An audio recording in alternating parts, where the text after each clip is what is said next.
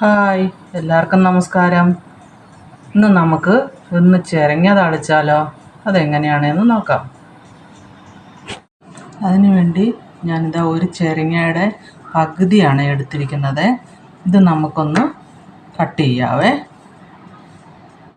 നമ്മുടെ ചിരങ്ങയൊക്കെ ഞാൻ ഇതുപോലെ അരിഞ്ഞെടുത്തിട്ടുണ്ട്. ഇതുപോലെ ഇങ്ങനെ നന്നായിട്ട് മുഴുവനും അരിഞ്ഞെടുത്തിട്ടുണ്ട്.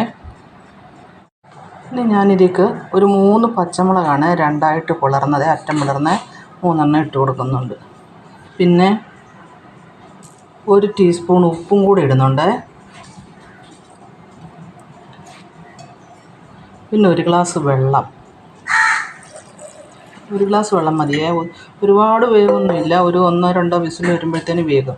ഈ തൊലി കളയാതെ ഇത് താളിക്കാൻ പറ്റും, തൊലി കളഞ്ഞും പറ്റും. ഞാൻ തോല് ചെത്തി കളഞ്ഞെന്നേ ഉള്ളൂ.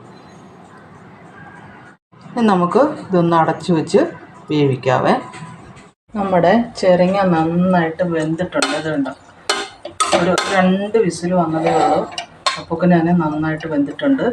ഇനി ഞാൻ ഇതിലേക്ക് ചെയ്യുന്നതെന്ന് പറഞ്ഞാൽ ഇതുണ്ടോ, ഇത്ര കട്ടി കഞ്ഞിവെള്ളമാണ്. ഈ കഞ്ഞിവെള്ളമാണ് ഇനി ഇതിലേക്ക് ഒഴിച്ചു കൊടുക്കുന്നത്.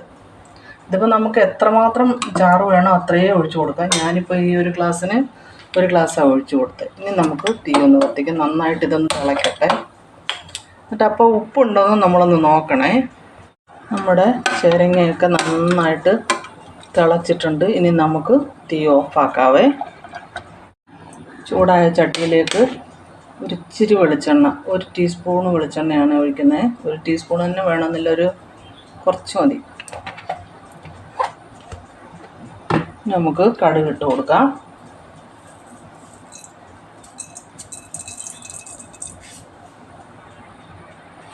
കടുക് നന്നായിട്ട് പൊട്ടിയിട്ടുണ്ട്. ഇനി കൊച്ചുള്ളിയും കറിവേപ്പിലയും ചുവന്നമുളകും കൂടി ഇട്ട് നന്നായിട്ട് വഴറ്റാം. നമ്മുടെ ചിരങ്ങ താളിച്ചത് ഇവിടെ റെഡി ആയിട്ടുണ്ട്. ചോറിൻ്റെ കൂട്ടത്തിലൊക്കെ കഴിക്കാൻ നല്ലൊരു കൂട്ടാനാണ്. എല്ലാവരും ഇതും കൂടെ ഇങ്ങനെയും കൂടെയൊക്കെ ഒന്ന് ചിരങ്ങ വെച്ച് നോക്കണം, നല്ല സ്വാദാണ്. Thank you. ഇതിലേക്ക് എണ്ണയോ തേങ്ങയോ ഒന്നും വേണ്ട, എളുപ്പത്തിൽ തയ്യാറാക്കാൻ പറ്റും.